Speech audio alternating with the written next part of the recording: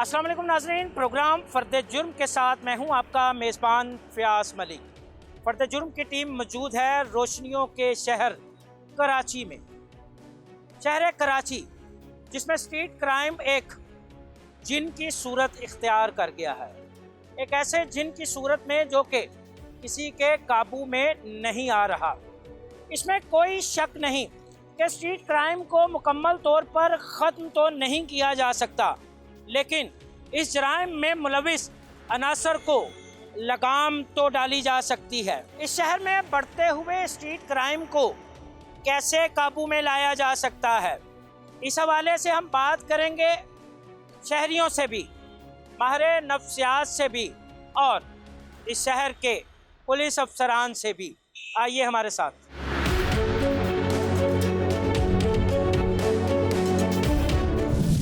मैं इस वक्त मौजूद हूँ कराची के आगा खान रोड पर और मेरे साथ एक शहरी मौजूद हैं जिनसे अब से तकरीबन 5 मिनट पहले मोबाइल फ़ोन छीना गया है।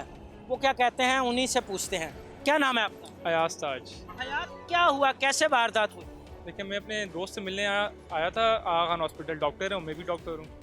बस मैं वेट कर रहा था बाइके वाले का, और मुझे लग रहा है कि जो बाइके वाले जिनका इंतज़ार कर रहा था वो खुद ही डकैत थे, क्योंकि यहाँ पर एक बाइक थी और 20 या 30 मीटर का फासला बता रहा था। तो मैं देख रहा था शायद कि वही हो जिन्हें बाइक वाला है या नहीं है। तो मीनवाइल उन्होंने स्पीड दी और मुझसे छीन के भाग गया।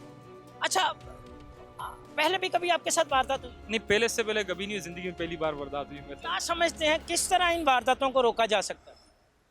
वारदातों को रोकने का जो मेरे पास जो हल है वो ये ना, ये गरीब लोग हैं। मेरे ख्याल में सबसे बड़ा मसला जिन इंतज़ामिया का है, लैक ऑफ जॉब्स हैं, लोगों पे पैसे नहीं है, महंगाई है, और क्या करेंगे लोग। फॉर एग्जांपल, मुझे नहीं पता उसके साथ क्या मजबूरी होगी, लेकिन ये कि शायद गरीबी सबसे बड़ा मसला है।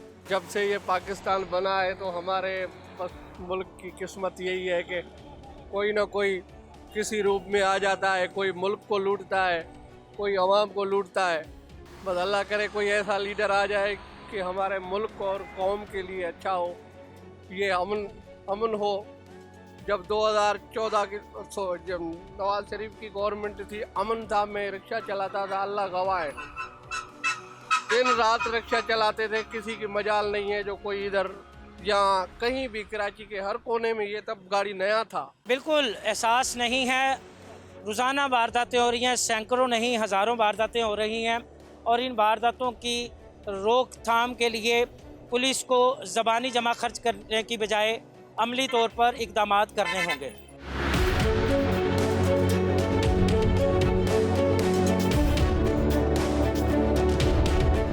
हम मौजूद हैं कराची के इलाका बहादराबाद में, तो यहाँ भी हम शायरियों से पूछते हैं स्ट्रीट क्राइम के हवाले से। क्या नाम है आपका? मोहम्मद फैसल। फैसल, स्ट्रीट क्राइम कराची की पहचान बनता जा रहा है, कैसे इस पे काबू पाया जा सकता है, क्या कहेंगे? सर, स्ट्रीट क्राइम का तो ये है कि इसका अभी मेरी तकरीबन 15 दिन पहले बाइक चोरी हुई थी घर के नीचे से। 5 बजे का टाइम था शाम का। मैं बस 2 मिनट के लिए घर ऊपर गया हूँ मैं, और फिर मैं वहाँ से नीचे आया हूँ तो मेरी बाइक थी नहीं नीचे। मैंने FIR वगैरह भी कटवाई थी थाने में, अभी तक तो नहीं मिली? अभी तक नहीं मिली। तो फिर वो थाने में भी जाके मैंने तकरीबन 1 हफ़्ता तो मुझे लगा था, ना वो FIR काट रहे थे, ना वो कच्ची रसीद जो होती है, ना वो टाल मटोल कर रहे थे। लेकिन मेरे जाने के बाद 1 हफ़्ता मैं गया हूँ मुसलसल, तो फिर उन्होंने FIR काटी है। तो उसके बाद भी मैं तकरीबन 10-15 दिन मैंने चक्कर लगाया। उन्होंने कहा हमने CPLC में ट्रैकर पे दे दी, हमने आपकी बाइक मिल जाएगी तो हम आपको इतला कर। अभी तक कुछ नहीं हुआ? नहीं, तकरीबन 20-25 दिन तो हो गए सर, अभी तक नहीं मिली है। जिसको देखो उसके पास यही दुख भरी कहानियाँ। एक और दोस्त मेरे साथ मौजूद हैं, तो हम इनसे बात करते हैं, वो क्या कहते हैं स्ट्रीट क्राइम के हवाले से। बताएं, क्या कहेंगे? आजकल इतना क्राइम हो रहा है, कहीं भरोसा नहीं है। कहीं बाइक हम गाड़ी अपनी कहीं खड़ी नहीं कर सकती इस तरह से। कहाँ खड़ी करते हैं, रिस्क ही रहता है कि कहीं गाड़ी हमारी चोरी ना हो जाए। वही हुआ जिस चीज़ का डर था, गाड़ी खड़ी करके गए थे, चोरी हो गई। आके देखा तो चोरी हो गई थी, कंप्लेंट करवाई। पुलिस की कारकर्दगी कैसे बेहतर हो सकती? वो अपना काम ही नहीं करती। पुलिस काम करेगी तो काम बनेगा, पर फाइल दब जाती है। CPLC करवाई है, वो दब गई किसी फाइलों में, कोई काम ही नहीं है। कितने महीने हो गए बाइक हमारे को रिटर्न आई नहीं रही हमारे पास, तो पता नहीं कहाँ होगी, किस साल में होगी, पता ही नहीं है बाइक का। पुलिस की कारकर्दगी जो है उसको बेहतर करना होगा। वारदातें जो हैं वो बहुत ज़्यादा हैं कराची की सड़कों पे। जिसको देखो वो स्ट्रीट क्राइम का शिकार है, जिसको देखो वो डाकुओं के हाथों लुट चुका है। किसी की मोटरसाइकिल चोरी है तो किसी का मोबाइल छीन गया है। पुलिस जो है वो ज़बानी कलामी बातें करती है, अमली तौर पर पुलिस की जानिब से कोई इक़दामात नहीं है।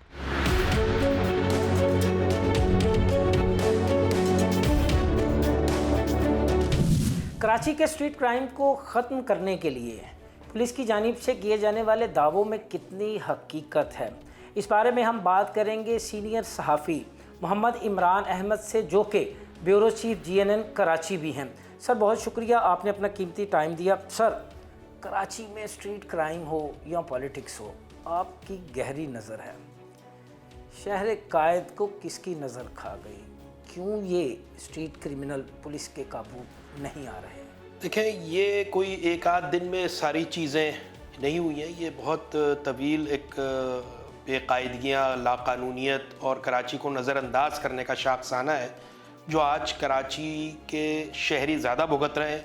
फिर यहाँ पे जो एडमिनिस्ट्रेशन है या जो कानून नाफिज करने वाले इदारे हैं उनको भी ये मुश्किलात का सामना करना पड़ रहा है। कराची में इस वक्त दो अहम तरीन मसले हैं। एक अगर आप देखें तो स्ट्रीट क्राइम और दूसरा बल्दियाती मसाइल के हवाले से है। तो ज़्यादा जो खौफनाक है और जो जानलेवा है वो स्ट्रीट क्राइम्स हैं, जिसमें स्ट्रीट क्रिमिनल्स बिल्कुल किसी शुतरे बेमहार की तरह शहर में बिखरे हुए हैं और वारदातें कर रहे हैं, लोगों को लूट भी रहे हैं, लोगों को कत्ल भी कर रहे हैं, ज़ख्मी भी कर रहे हैं, सिर्फ चंद हज़ार के मोबाइल के लिए। तो उसमें पुलिस अपना किरदार जिस हद तक अदा करना चाहिए वो अदा कर नहीं पा रही है और उसकी कई वजूहात हैं। एक वजह ये भी है कि जो आपके इलाके के SHOs हैं वो उस इलाके को नहीं जानते, वो किसी और इलाके से आए हैं।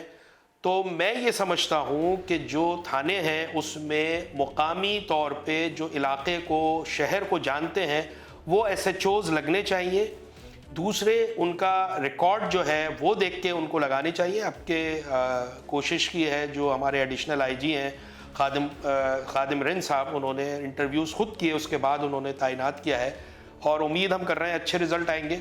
उसमें कुछ लोगों का भी, हमारे जो आवाम है उनका भी एक कसूर है, कसूर कह लें या उनकी ज़िम्मेदारी बनती है जो वो अदा नहीं कर रहे। हमारे यहाँ कराची में एक तसव्वुर यह है कि कराची रात भर जागता है और जो है रोशनियों का शहर है। बिल्कुल है रोशनियों का शहर, और लेकिन मसला ये है कि जो स्ट्रीट क्रिमिनल्स हैं वो रात का फ़ायदा उठाते हैं। हमारे यहाँ शादियाँ रात को 12-12, 1-1 बजे ख़त्म होती हैं। हमारी मार्केटें दिन में जो है वो 12-1 बजे खुलती हैं और रात भर 12-11-12-1 बजे तक खुली रहती हैं। तो ये कारोबार चलता है, लोगों की आमोदरफ्त रहती है। फिर आपकी दुकानें, होटल, रेस्टोरेंट्स, ये सारे 12-12, 1-1 बजे तक खुले रहते हैं।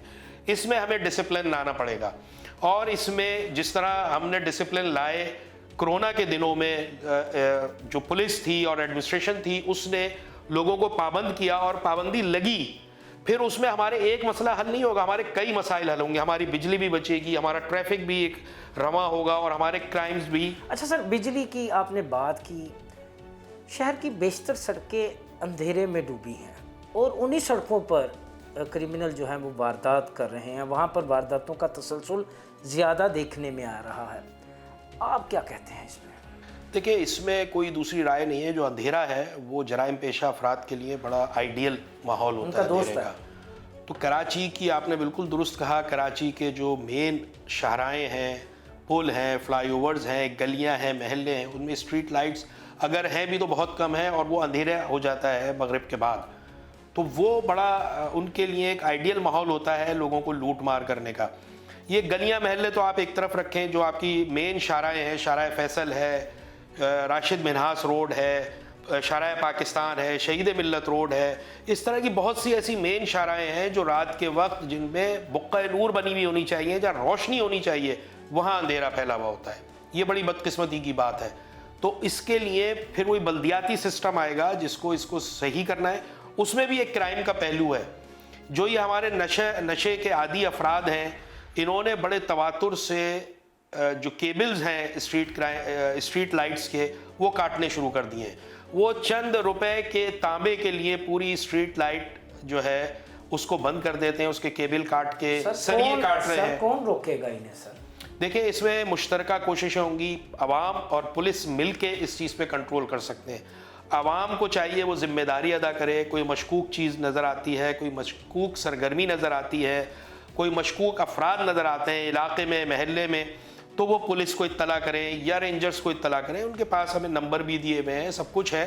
लेकिन दूसरी जिम्मेदारी कानून नाफिज करने वाले इदारों की भी है कि उसको रिगार्ड्स करें, जो आपको इत्तला दे रहा है, जो इन्फॉर्मेशन दे रहा है, उसको उसकी जो आइडेंटिटी है वो भी खुफिया रखें और उसको तंग ना करें कि वो ये ना समझे कि मैंने इत्तला दे के बहुत बड़ी गलती कर दिया, मेरे पीछे ही पड़ गए। तो इसके लिए दो तरफा कोशिशें होंगी, तब जाके ये स्ट्रीट क्राइम्स जो हैं वो और दीगर जराइम वो काबू में आएंगे। आपको ज़रूरी है कि लोग बड़े, इस वक्त ज़रूरत है इस वक्त कि लोग जो हैं बहुत ज़्यादा एक्टिव हों, अपने इलाकों में नज़र रखें। फिर पुलिस को भी ज़रूरत है कि वो लोगों की मदद के लिए मौजूद रहे। और पुलिस का जो सबसे बड़ा जो एक मनफी पहलू है वो ये है कि लोग पुलिस को देख के अदम तहफ़्फ़ुज़ का शिकार हो जाते हैं। एहसास तहफ़्फ़ुज़ के बजाय उन्हें अदम तहफ़्फ़ुज़ होता है। वो परसेप्शन, वो तसव्वुर ख़त्म करना है कि पुलिस के थानों में जाते हुए लोग डरते हैं। थानों में जाते हुए लोग इत्मीनान का इजहार करें, पुलिस को पुलिस सर्विस बनाएं। पुलिस फोर्स है, फोर्स को सर्विस में अब तब्दील करने का वक्त आ गया है कि लोग पुलिस की उसी वक्त मदद करेंगे जब वो पुलिस का दोस्ताना रवैया देखेंगे। अच्छा सर, इसी शहर में आपने अपना बचपन, लड़कपन, जवानी और गुजारी और अब आप उदेर उम्री में हैं। जी जी। उस वक़्त के कराची में और आज के कराची में क्या फ़र्क देखते हैं और बेहतरी की उम्मीद है? देखिए, मायूसी जो है वो अल्लाह ताला को सख्त नापसंद है और हमें भी उम्मीद है जो उस वक्त का कराची था वो कराची था। इस वक्त जो है वो पता नहीं क्या है। उस वक्त गली महल्लों में लोग टहलते थे, लोग मटर गश्त करते थे, पार्कों में, खेल के मैदानों में रश होता था, जगह नहीं होती थी खेलने की, और ट्रैफिक इतना बेढंगा नहीं था, तजावुज़ात नहीं थी इतनी ज़्यादा जितनी अब हो गई है। शहर एक जो है ना, एक अफरा तफरी सी नज़र आती है इस शहर में। और ये शहर इतनी तारीख़ समेटे हुए है और ये पूरे पाकिस्तान के लोगों को अपने अंदर आगोश में लिए हुए, सबको रोज़गार भी देता है, तहफ़्फ़ुज़ भी देता है। लेकिन इस शहर के साथ बहुत बुरा किया गया। इस शहर में ना पानी दिया गया, ना सीवरेज का इंतज़ाम किया गया, ना सही पुलिसिंग की गई, ना लोगों को हुकूक दिए गए, जिसका शाखसाना आप सब भुगत रहे हैं। बात सुनी आपने ब्यूरो चीफ कराची मोहम्मद इमरान अहमद की। उनका कहना है कि मायूसी गुनाह है। यकीनन मायूसी गुनाह है। पवस्तर शजर से उम्मीदें बाहर रख, कभी तो कराची के हालात बेहतर होंगे।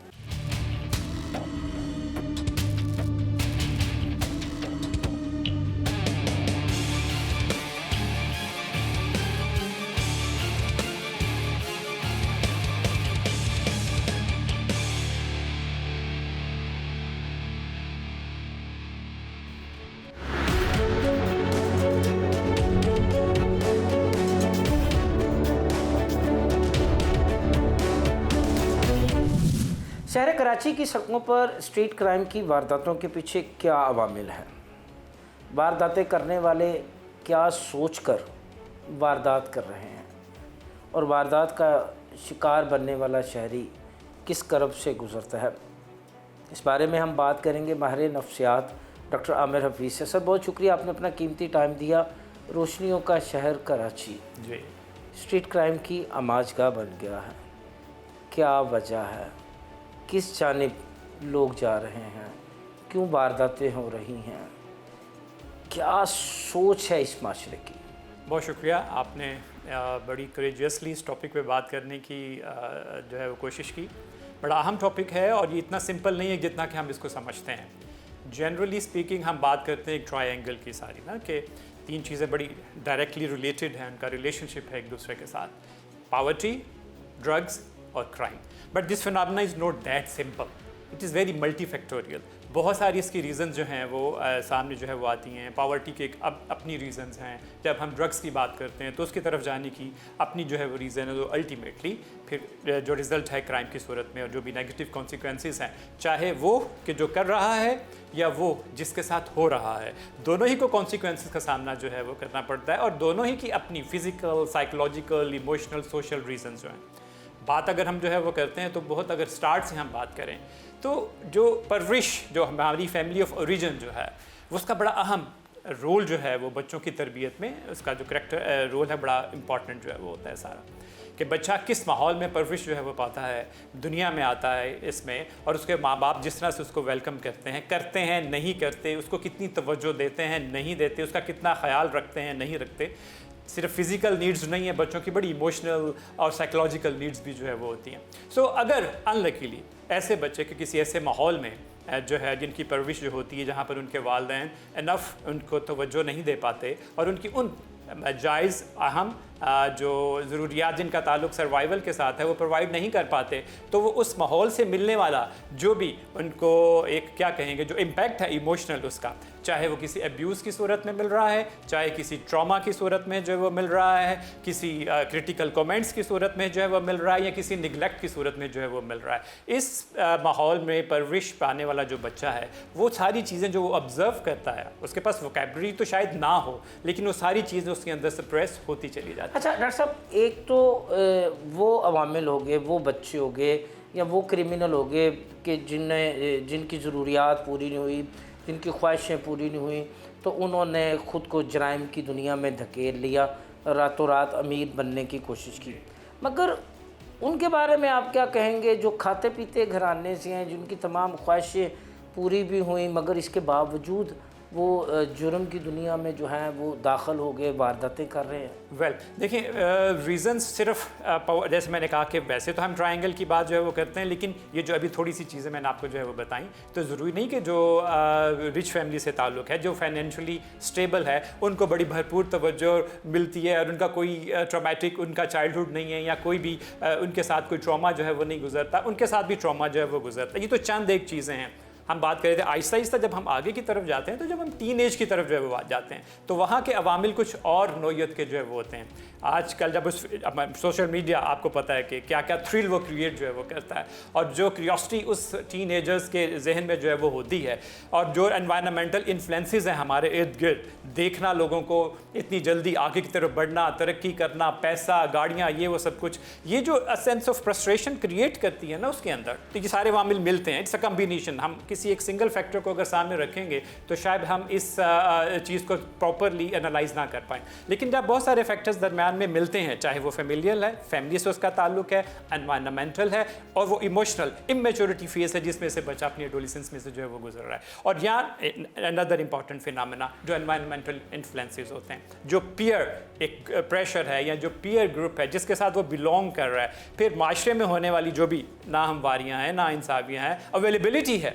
मुख्तलिफ़ चीज़ों की, और फिर वो जो स्पेशल ग्रुप है किस चीज़ को वो जो है वो रिवॉर्ड जो है वो कर रहा है। देखिए थ्रिल, आप देखें ना, वन व्हीलिंग जो सिलसिला चल रहा होता है, स्नैचिंग चल रही होती है, ज़रूरी नहीं है कि उसके पीछे सिर्फ पैसा ही कार फरमा हो, वो जो थ्रिल वाला एलिमेंट है, क्योंकि देखा गया है, रिसर्च ने ये बात भी जो है वो साबित जो है वो की है कि कुछ लोग जो एक स्पेसिफिक माइंडसेट के साथ जो है वो होते हैं, और इसमें जीन्स का भी बड़ा अहम रोल है, कभी अगले प्रोग्राम में जाके इस पर हम डिटेल में बात जो है वो करेंगे। तो ये जब प्रॉब्लम अंदर भी हो, एनवायरमेंटल में भी, ये हमारे माहौल में भी ये सब चीज़ें मौजूद हों, और फिर जो हमें आगे बढ़ने की आंखें बंद करके जुस्तजू है और जो ना ख़त्म होने वाला सिलसिला है, ये सारे वामिल मिलकर फिर अल्टीमेटली उस नेगेटिव जो है वो कॉन्सिक्वेंस का सामना करते हैं कि जो कि मुख्तलिफ़ सूरतों में। अच्छा, एक सर्वे किया गया, उस सर्वे में ये भी बात सामने आई कि इन वारदातों में 9 उम्र बच्चे जो हैं, वो बच्चे जिनकी उम्र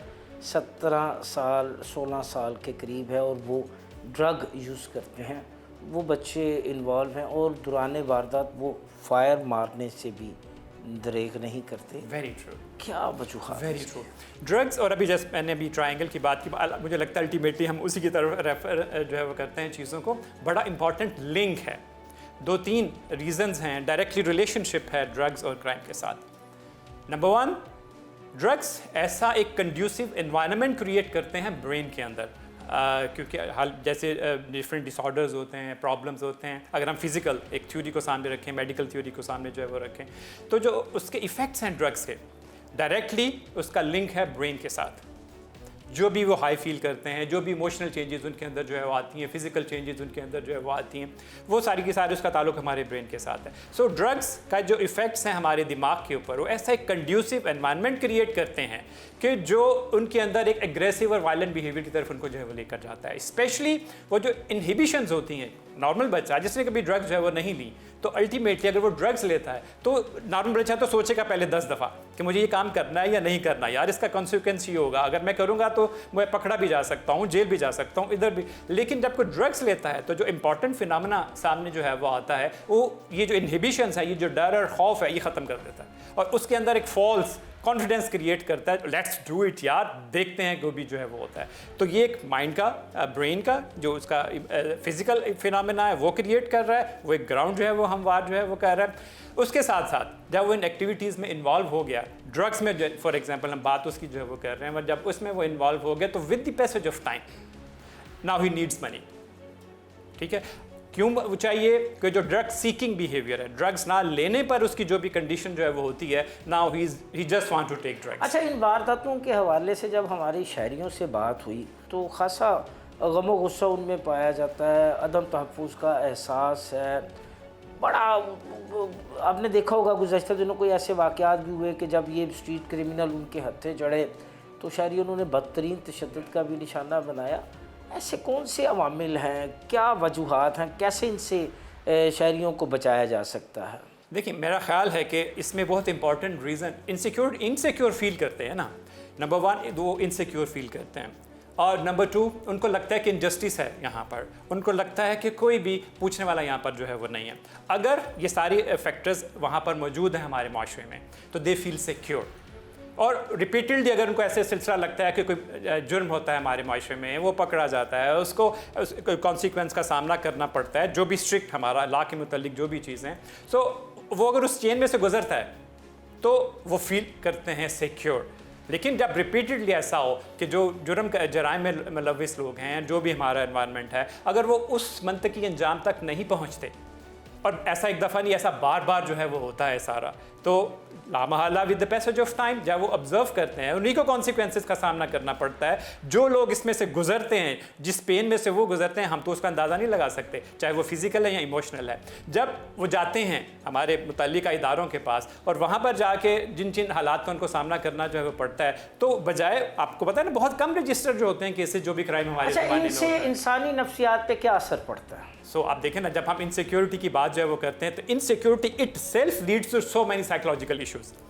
सबसे बड़ा प्रॉब्लम इनसिक्योर रीजन तो वहाँ से जो है वो आ रहा है। अल्टीमेटली एंग्जाइटी के मसाइल, डिप्रेशन के मसाइल, ड्रग यूज़ की तरफ जाना, ये सब चीज़ों की तरफ जो है वो जाती हैं। इवन के जो मखसूस नफ्सियाती बीमारियाँ उसका शिकार हो जाते हैं। अल्टीमेटली एक कैसे बचा जा सकता है? ये फिर वही बात, जब हम बात कर रहे थे इसकी रीज़न्स की, उन रीज़न्स को अगर हम सामने रख लें, इन सारी रीज़न्स की जो हमने बात की, चाहे उसका ताल्लुक फैमिली के साथ था, चाहे उसका ताल्लुक एनवायरनमेंट के साथ था, चाहे उसका ताल्लुक हमारे गवर्नमेंट और माहौल के साथ है सारा। सो इन सारी लेवल्स पर हमें काम करना पड़ेगा ताकि अल्टीमेटली अगर हम उस ट्रायंगल की बात करें तो पॉवर्टी के लिए हमें देखें, एजुकेशन के लिए हम देखें, उसकी तरफ रोल प्ले करें। जो लोग, जो बच्चे एजुकेशन का रोल प्ले करते हैं, उनका बड़ा इंपॉर्टेंट वो स्ट्रॉन्ग लिंक बनता है स्कूल के साथ, जिनके पेरेंट्स के साथ बड़ी स्ट्रॉन्ग बॉन्डिंग जो है वो होती है, और जो एक्सेल करते हैं अपने उसमें, पेरेंटल मॉनिटरिंग बहुत इंपॉर्टेंट है, वो उसमें जो है वो आते हैं, सोसाइटी में आते हैं तो उनको एक जस्टिस सामने नज़र आता है, उनको एक बिलीव नज़र आता है कि हाँ, अगर यहाँ पे कुछ भी होगा तो हमारे साथ हमारे लोग हैं, हमारी गवर्नमेंट है, हमारा माहौल है, हमारी इदारे हमारे साथ है। तो वो जो सेंस ऑफ सिक्योरिटी फील करेंगे ना, वो उनको फिर आगे की तरफ जो है वो लेकर जाता है। महरे नफ्सियात की हैसियत से आप शहरियों को क्या मशवरा देंगे कि अगर उन्हें इस माहौल से गुजरना पड़ता है तो वो किस तरह ख़ुद को महफूज रखें? क्या इस बारे में आप कहेंगे? देखिए, अगर तो हम सिर्फ मेडिकल पॉइंट ऑफ व्यू से जो है वो देखें, क्योंकि वो बहुत सारे फिजिकल साइकोलॉजिकल पेन में से जो है वो गुजरते हैं। बाहर के मालिक में कि जब भी कभी ऐसे किसी के साथ कोई इवेंट जो है वो होता है तो उस ट्रॉमा में से जो है वो गुजरता है, तो उसके लिए हेल्प, चाहे हमारे साइकोलॉजिस्ट हैं, सोशल वर्कर्स हैं, काउंसलर्स हैं, साइकेट्रिस्ट हैं, जैसे मल्टी डिसिप्लिनरी टीम जो है वो होती है, तो उनसे रब्ता करने की जो है वो ज़रूरत है। ये तो एक एलिमेंट है ना उसका सारा। फिर आज के बाहर के मालिक में आप देखें कि कम्युनिटी लेवल पर बहुत सारी ऑर्गेनाइजेशन, एक सपोर्ट नेटवर्क वहाँ पर जो है वो काम जो है वो कर रहा होता है। एक और एलिमेंट जो है वो सेल्फ हेल्प ग्रुप्स काम जो है वो कर रहे होते हैं। ये तीनों लेवल्स अगर मिल के काम करें तो यकीनन वो इससे हेल्प जो है वो लेंगे, चीज़ों को बेहतर तौर पर वो जो है फेस करेंगे, हेल्प लेंगे, तो with the passage of time चीज़ें उनकी जो साइकोलॉजिकल हेल्थ है वो बेहतर होती चली जाएगी। और जो हमारे गवर्नमेंट के इदारे हैं, मुतल्लिका इदारे, जब वो अपना रोल प्ले करते चले जाएंगे तो ये सब चीज़ें जब मिलेंगी तो फिर एक डोमिनो इफेक्ट जो है वो सामने आएगा। तो हमारा माशरा एक नर्चरिंग जो सोसाइटी है, एक सपोर्टिव रोल जो है वो प्ले करेगा और आगे की तरफ बढ़ेगा। बात सुनी आपने माहिर नफ्सियात डॉक्टर आमिर हफीज़ की। उनका कहना है कि स्ट्रीट क्राइम को रोकने के लिए हमारे जो मुहाफ़िज़ हैं, पुलिस और दीगर सिक्योरिटी के अदारों को अमली तौर पर इक़दाम करेंगे। और इसके साथ साथ उन्होंने शहरियों से भी ये कहा है कि अगर वो इन हालात से गुज़रें तो ख़ुद पे काबू रखें और ऐसे किसी नेगेटिविटी का हिस्सा बनने से गुरेज़ करें।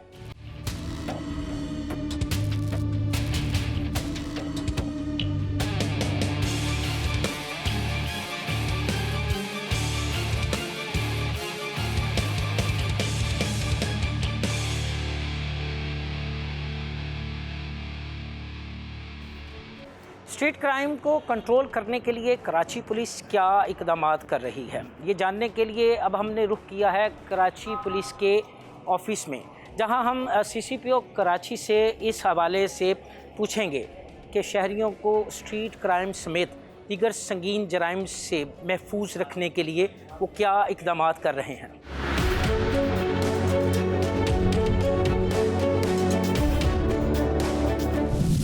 शहर कराची में स्ट्रीट क्राइम का जिन क्यों नहीं काबू में आ रहा, इसको काबू करने के लिए कराची पुलिस ने क्या इक़दाम किए हैं और जो इक़दाम किए हैं क्या वो आर्जी हैं या मुस्तकिल बुनियादों पर। इन सवालात के जवाबात के लिए मेरे साथ मौजूद हैं CCPO कराची खादम हुसैन रिंद। तो हम उनसे पूछते हैं, सर बहुत शुक्रिया आपने अपना कीमती टाइम दिया। सर कराची का नाम आता है तो साथ में स्ट्रीट क्राइम एक जिन की शक्ल में सामने आ जाता है। खौफ है, क्या वजह है, क्यों नहीं इस पे काबू पाया जा रहा? देखिए, जहाँ तक आप बात करेंगे कि ये क्राइम बिल्कुल ये है यहाँ पे कराची में, और इसका एक खौफ भी है। और इस वक्त जो पुलिस की नई टीम आई है उसकी ये टॉप प्रायोरिटी है कि इस क्राइम को कंट्रोल किया जाए। और नंबर 1 प्रायोरिटी मैं कहूँगा यही है कि स्ट्रीट क्राइम जो है उसको काबू किया जाए। जहाँ तक सवाल है पुलिस एक्शन का, या जो पुलिस ने क्या हिकमत अमली अपनी अपनाई है, उस पर मैं ये कहूँगा कि स्ट्रीट क्राइम का अगर आप लास्ट फ्यू वीक्स का अगर प्रोएक्टिव पुलिस का एक्शन देखेंगे तो इसमें एक इंतहाई बड़ी डीप जो है वो एक रिडक्शन हुई है। मैं ये कहूँगा कि अगर 3 हफ्तों का हम क्राइम देखें, जब से नई टीम जिसमें नए SHOs हैं, नए DSPs हैं, नए डिस्ट्रिक्ट SPs, DIGs हैं, इंक्लूडिंग माई सेल्फ आए हैं, तो 109 एनकाउंटर्स हुए हैं हमारे, जिसमें 19 जो रॉबर्स हैं वो मारे गए हैं, 114 ज़ख्मी हालत में गिरफ़्तार हुए हैं, और तकरीबन 605 हमने आज तक की डेट में आपको बता रहा हूँ गिरफ़्तार किए हैं। तो ये एक बहुत बड़ी फिगर है। और गुज़िश्ता दिनों में अगर आप देखेंगे, पहले मतलब रिकॉर्ड्स पे हैं सारी चीज़ें, कि पहले 5-6 ऐसी स्ट्रीट क्राइम की वारदातें हो रही थी जिनमें शहरी ज़ख्मी होकर हॉस्पिटल्स में पहुंच रहे थे। गुज़िश्ता 4-5 दिनों से तो ये पोजीशन है कि there is a zero reporting of this. मैं ये नहीं कहूँगा कि दिस इज़ के मतलब 100% हम इस पे काबू पा चुके हैं, लेकिन पुलिस बहुत प्रोएक्टिवली इस पे काम कर रही है। और हमारी चूँकि टॉप प्रायोरिटी है, तो पुलिस की जितनी ज़्यादा स्नैप चेकिंग्स, डिप्लॉयमेंट्स और इसके अलावा और जो एलिमेंट्स हैं जो स्ट्रीट क्राइम में कंट्रीब्यूट कर रहे हैं, हम उन पे भी एक बड़ा सीरियसनेस के साथ पुलिस ने एक्शन किया है। उसमें एक तो है इलीगल इमिग्रेंट्स का यहाँ पे क्राइम में शमूलियत जी। कोई 225 ऐसे इलीगल इमिग्रेंट्स पकड़े जा चुके हैं जो क्राइम में इन्वॉल्व हैं, और ना सिर्फ वो ड्रग्स में और वेपन्स में यानी कि स्मगलिंग में, लेकिन वो एक्टिव क्राइम में, क्राइम विथ वायलेंस कि कोई मोबाइल स्नैच करना, किसी से बटवा छीना, लेकिन उसके साथ ही जो है वो हथियार का इस्तेमाल करना, उसको ज़ख्मी करना या मार देना।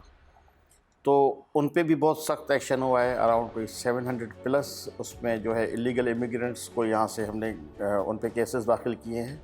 225 ऐसे जिनको गिरफ़्तार किया गया है क्राइम में, जो स्ट्रीट क्राइम में इन्वॉल्व हैं।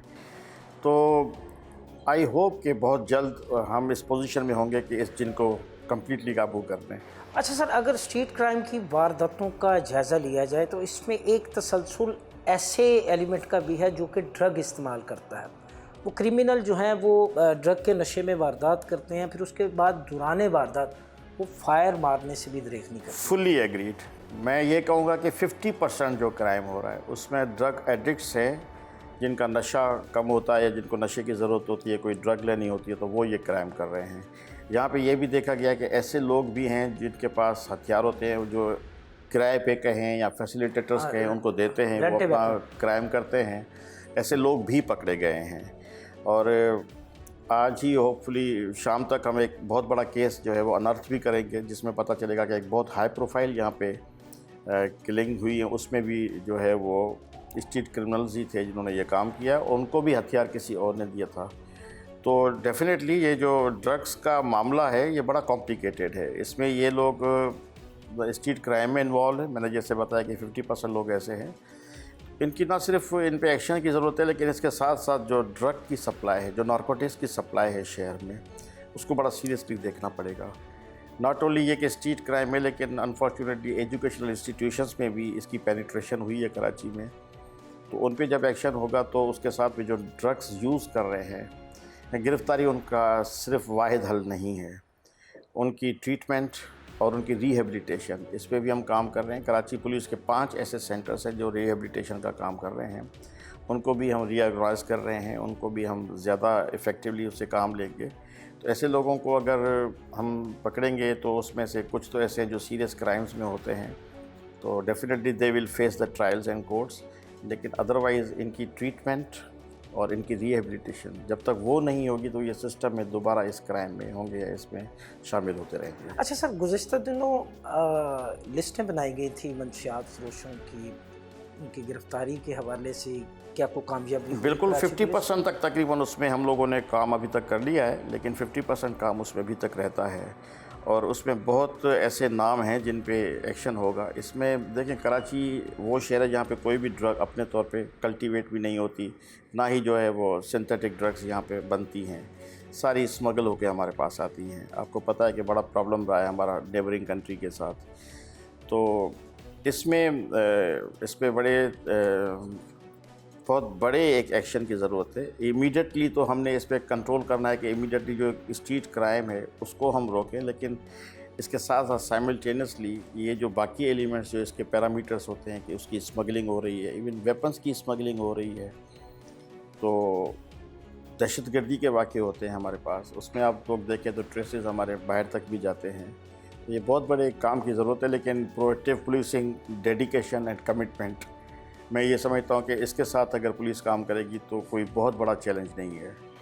अच्छा सर, पेट्रोलिंग अगर आपकी इंतहाई फूल प्रूफ हो, एक अच्छी हिकमत अमली के साथ तरतीब दी गई हो, तो कोई वजह नहीं कि स्ट्रीट रॉबर जो है वो पुलिस के काबू में ना आए। फुली एग्रीड सर, 107 के करीब आपके थाने हैं, उनकी पेट्रोलिंग स्क्वाड्स अलहदा हैं, जबकि आपकी इमरजेंसी 15 की तकरीबन 115 गाड़ियाँ शहर के अहम मकामात पर पेट्रोलिंग भी करती हैं, मौजूद भी रहती हैं, मगर इसके बावजूद क्या वजह है?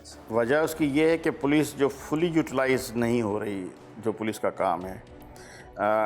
अपरेंटली देखा जाए तो हमारी 45,000 की फ़ोर्स है, लेकिन जो थाने की पुलिस और 15 की पुलिस, अगर आप सिर्फ उनको अलग कर दें जो एक्चुअल रिस्पॉन्ड कर रहे हैं क्राइम को, तो ये बनते हैं 9,212। तकरीबन जितनी हमारी स्ट्रेंथ है उसकी 20% पे पुलिस काम कर रही है।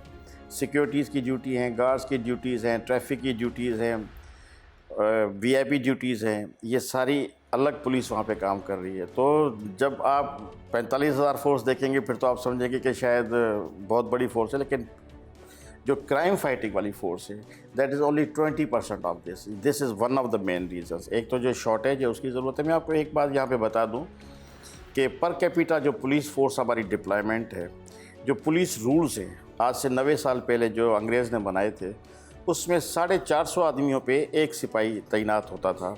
हालांकि उन दिनों में क्राइम भी इतने सीरियस नहीं थे, कैटल थेफ्ट होती थी, जेब कतरे होते थे, छोटी मोटी चोरियां होती थी। लेकिन इस वक्त जो हमारी फ़ोर्स है और कराची की आबादी हम ज़्यादा नहीं कैलकुलेट करते, सिर्फ समझते हैं कि 2 करोड़ 20 लाख है। तो एक शिफ्ट में अगर इस सारी फोर्स की आप 2 शिफ्टिंग कर दें, 2 शिफ्टें 12-12 घंटे की कर दें, तो 450 के बजाय 4800 पे एक पुलिस वाला है हमारा। तो तकरीबन आप अंदाज़ा कर लें कि कहाँ 450, कहाँ 4800 पुलिस की शॉर्टेज है। लेकिन मैं ये नहीं कहूँगा कि इसके बावजूद कोई चीज़ें कंट्रोल नहीं हो रही। हमने अभी रिसेंटली एक्टिव पुलिसिंग जैसे ही स्टार्ट की है इन चीज़ों पे, काफ़ी जगहों से पुलिस को क्लोज़ किया गया है। इवन काफ़ी अननेसेसरी जगहों पे जो पुलिस थी उनको वहाँ से क्लोज़ करके थानों पे भेजा गया है और स्नैप चेकिंग्स हो रही हैं, डिप्लॉयमेंट्स हो रही हैं। तो उसका फ़र्क आना शुरू हो गया है। ज़्यादा इनकाउंटर्स मैंने आपको बताया कि 109 इनकाउंटर्स हो, ये इसीलिए हो रहे हैं कि पुलिस मौजूद है। पुलिस मौजूद होगी तो डेफिनेटली जहाँ पे क्राइम होगा वहाँ पे इनकाउंटर होगा, पुलिस को भी नुकसान हो सकता है, क्रिमिनल भी मारा जा सकता है, पकड़ा जा सकता है, ज़ख्मी हो सकता है। तो एक ये सीरियस प्रॉब्लम है। अच्छा सर, इन वारदातों के पस मंज़र में अगर हम जाएं तो ज़्यादातर सर जो लोग इन्वॉल्व हैं मंशियात के इस्तेमाल के बाद, वो हैं सर रिपीटर, जो कि वारदात करते हैं, पकड़े जाते हैं, जेल जाते हैं, बाहर आते हैं, फिर यही काम करते हैं। क्या इनकी भी डोर नॉकिंग की जा रही है कराची? बिल्कुल, इनकी डोर नॉकिंग भी हो रही है। और ये जो पॉइंट आपने बताई है कि रिपीटर्स, ये बहुत बड़ा प्रॉब्लम है इस वक्त हमारे पास। एक तो देखिए 3 प्रॉब्लम है। जब क्राइम हो रहा है तो उस वक्त अगर किसी की मोटरसाइकिल स्नैच हो रही है, वो कोशिश करता है कि मैं FIR करवा दूँ। पैटर्न ये रहा है अनफॉर्चुनेटली कि पुलिस अवॉइड करती है कि जी आप रोज़ नाम की एंट्री करवा दें। लेकिन चले अगर उसकी बंदा पकड़ा जाता है तो फिर उसकी ये कोशिश होती है कि मैं मोटरसाइकिल मुझे मिल जाए, मैं FIR ना करवाऊँ। अगर फ़र्ज़ करें FIR होगी तो फिर वो कोर्ट नहीं जाता, वो आइडेंटिफिकेशन प्लेट से मना कर देता। वो तो ये कहता कि मुझे अपनी गाड़ी मिल गई, मैं क्यों कोर्ट के धक्के खाऊँ। नंबर 1, बेल प्रोसेस जो है अनफॉर्चुनेटली वो ऐसा है कि बहुत जल्दी बेल हो रही हैं। नंबर 3 सबसे इम्पॉर्टेंट, कन्विक्शन, सज़ाएँ क्या हो रही हैं। इस साल में 73 कन्विक्शंस हुई हैं। इसकी सज़ा जो है स्ट्रीट क्राइम की वो है 7 साल और उसके साथ फ़ाइन भी है। Fine equal to the property. अगर किसी की मोटरसाइकिल है 1 लाख रुपए की, 1 लाख तक उसको फ़ाइन हो सकता है और 7 साल की सज़ा। आउट ऑफ 73 सिर्फ 3 ऐसे केसेस हैं जिसमें 1 साल सज़ा आई है या उससे कम आई है। आधे केसेस ऐसे हैं इसमें जिसमें 3 महीने या उससे भी कम सज़ा आई है। तो जब सज़ाएं कम आ रही हों, हालांकि अगर सज़ा आ गई तो दैट मीन्स कि चलो प्रोसिक्यूशन, इन्वेस्टिगेशन, हर जगह से वो केस ऐसा बना हुआ था कि कोर्ट इस बात को मानती है कि उसको सज़ा मिलनी चाहिए। लेकिन जो लॉ में सज़ा है उसकी उतनी उसको सज़ा अगर नहीं मिल रही तो वो फिर इनकरेज होता है। अच्छा सर, आज हमारी मुख्तलिफ मकतबा फ़िक्र के लोगों से बात हुई, शहरियों से बात हुई, वो पुलिस की कारकर्दगी से मुतमिन नहीं है। ऐसे CCPO कराची, आप क्या कहेंगे आवाम को? किस तरह आप उन्हें यकीन दिलाएंगे? मैं इस बात पे कतई कोई आर्गूमेंट नहीं करूँगा कि मुतमिन नहीं है। वो अपनी जगह पे अभी तक मैं कहूँगा कि बिल्कुल ठीक है। मैं सिर्फ उनको ये कहूँगा कि जो नई टीम आई है वो अपना काम करेगी और जैसे ही एक एतमाद की फ़ज़ा बहाल होगी तो उनका हम में ट्रस्ट आएगा। मैं लोगों के लिए ये ज़रूर बताना चाहूँगा कि गुज़िश्ता 5 दिनों से कोई भी आदमी स्ट्रीट क्राइम से ज़ख्मी होकर हॉस्पिटल नहीं पहुंचा। हमें आप कोऑपरेट करें। आपको अगर कोई स्ट्रीट क्राइम है, इसके अलावा भी भत्ते के केसेस बड़े सीरियस कराची में हो रहे थे, उस पर हम बड़ा सीरियसली काम कर रहे हैं। एक्सटॉर्शंस के जो केसेस होते हैं, तो हमसे कोऑपरेट करें, हम पे ट्रस्ट करें। हम लोगों में से हैं, लोग हम में से हैं।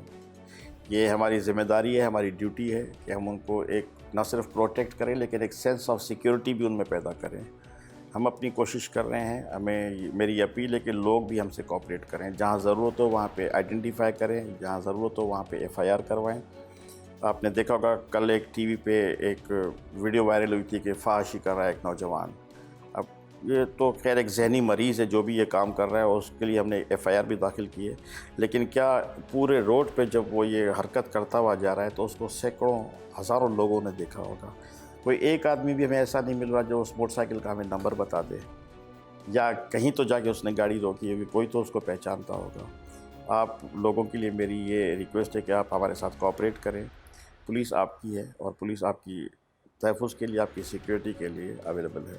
बात सुनी आपने CCPO कराची खादम हुसैन रिंद की। उनका कहना है कि पुलिस आपकी है, जराइम के ख़ात्मे के लिए पुलिस के साथ ताउन करें, तनकीद ज़रूर करें, लेकिन तनकीद में इस्लाह का पहलू भी सामने रखें।